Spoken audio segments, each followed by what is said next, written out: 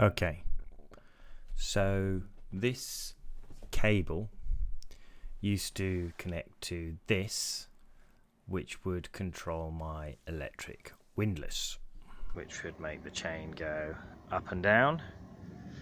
But this got full of salt water, repaired it a couple of times, but it just died.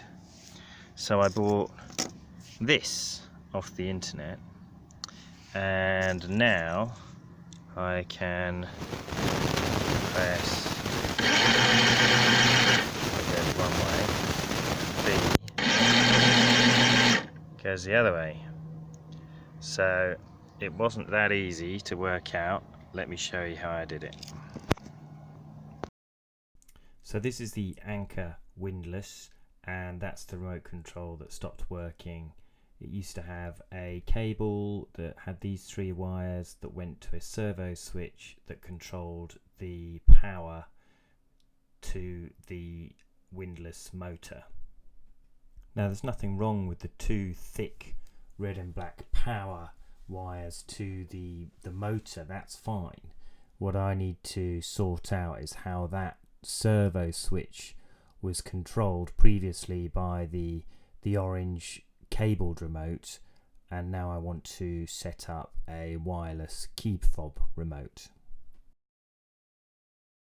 The bit that was confusing me was how the white, the red and the black wire connect up to the box of tricks that allow the remote key fob to control the forward and back motion of the winch. This is the other end of the old cable, and it connected into there. That's the switch.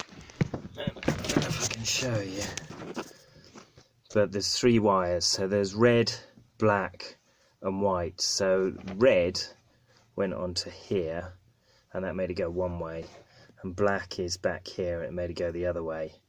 And this one was power, so that's on a different switch. So that's power. That flicks the servo on, which allows the main power to drive the motor, and the black one makes it go the other way.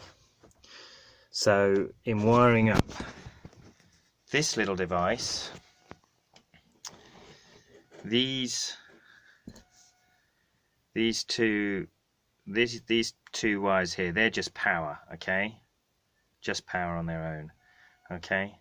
And then the red wire, so to make the motor go forward, you need a live feed. So I basically ran a bus bar, and 1 wire goes to here, and that negative just goes back to the battery. But I also ran a live feed to buttons A and B. So the power comes in on A and then out on B to the servo switch. Don't be confused by the ABC on the board. This is related to button A, and this is related to button B on the key fob remote. And that's what was confusing me, because I didn't know it was sort of in and out for the one button, in and out for the one button. Okay, so this is A, button B, button C, button D. And to make the motor go forward, I've got the live feed going in, and then this goes to the servo switch, just as the old way of doing it did. So, and then, so that means forward and back. Now, a couple of other things. There's a little jumper lead here, okay, that do different things. So this little thing here goes on top of these three little prongs here, and you can do it in 2 different settings or not at all. If you leave it on one of these settings, you have to press the button to start and then press the button to stop again. Okay, and I just wanted it so that you only had power going through and the motor turning when you had your finger pressed down on button A. So I just took off this little thing, and that's what let me do that. So if I now press button A,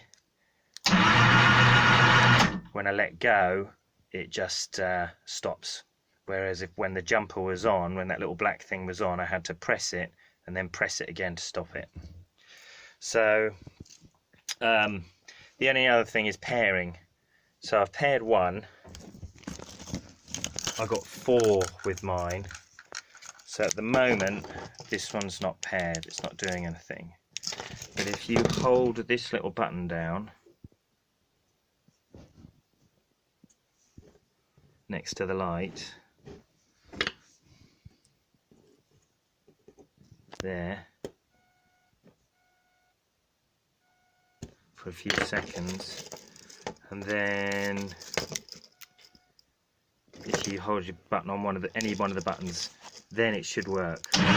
See, it now works. So now I've got 2 remotes connected. So you just hold that little black button down next to the light for a few seconds, and then click button A, or any button I think, on one of the unpaired fobs, and that's what pairs it.